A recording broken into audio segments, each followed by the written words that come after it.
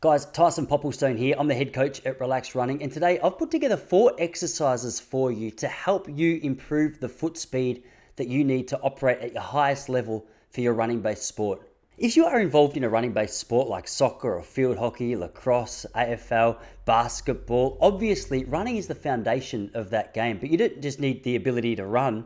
You want to have the capacity to move dynamically, and that's the reason I've put this little video together for you. Obviously, when it comes to speed and running, we all think as long as we go out and do it, then we're going to see the improvements. But unfortunately, without proper guidance, without proper instruction, a lot of the time we're operating at a limited capacity when it comes to speed. And today, the goal is to try and help you transform that element of your game. These videos you see on here today are from our 6-week speed and agility course, where we focus on nearly 30 different exercises focusing on speed, power, agility, and reaction time to try and help you in your games like basketball, field hockey, soccer, lacrosse, AFL, you name it. If it's a dynamic sport, these are the skills that you need. So I've linked that in the description below if you're interested. But for now, let's have a look at 4 exercises which can radically change the way you move come game day.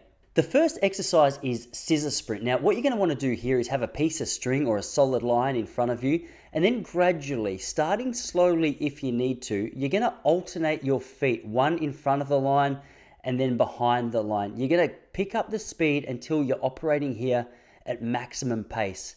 Then, to test your reaction time, you're going to have someone in your training group yell out, "Go."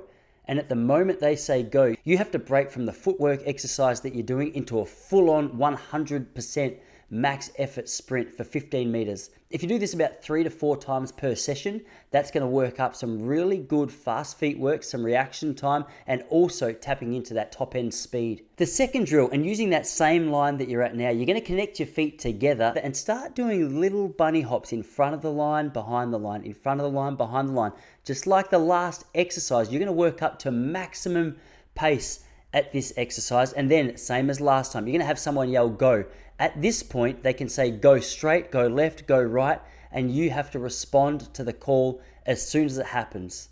Just like the last drill, obviously, you're getting used to having your feet on the ground only momentarily. You want to train your feet to be up and down as quickly as they possibly can. Then more than that, value for money comes when the training partner yells go and the direction. You've got to test your response time and your ability to interpret the instructions quickly to go in the direction that they've told you to go.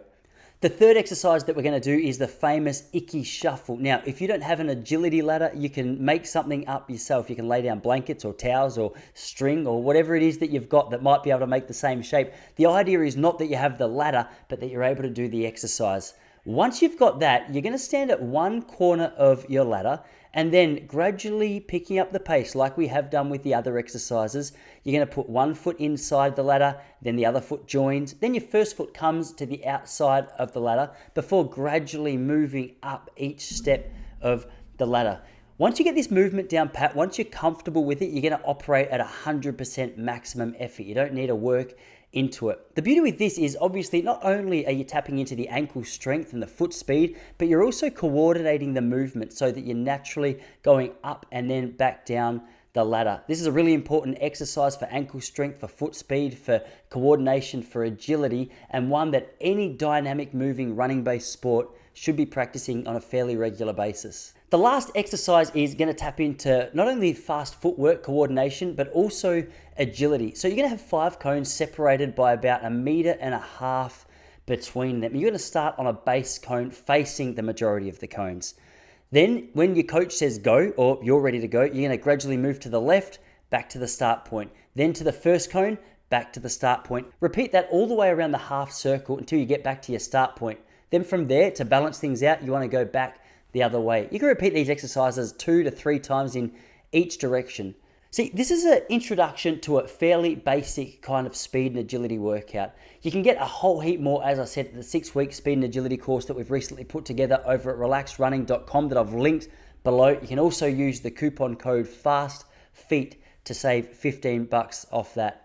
There really are so many different exercises that we can tap into which improve our speed, our power, our agility, our reaction time, our lateral movement. Now, Obviously, it's really important that before we take part in these activities that we've got the doctor's approval, that our body's up to it. You don't want to be jumping into activities like this if you're on the recovery path from an ACL injury or a knee or ankle injury. Make sure you're going into these with a tick of approval from a doctor, a sports doctor, or someone that you trust who knows what they're talking about with these particular exercises. If you want more from us, hit subscribe. We've got videos like this coming out each and every week. If you've got any questions, jump over to Relax Running, hit contact, or let's just continue the conversation in the comments below. Happy training, whatever sport it is that you're training for, and I'm really looking forward to hearing about the progress that you make with a regular application of these drills and all the others that are available when it comes to the world of speed and agility.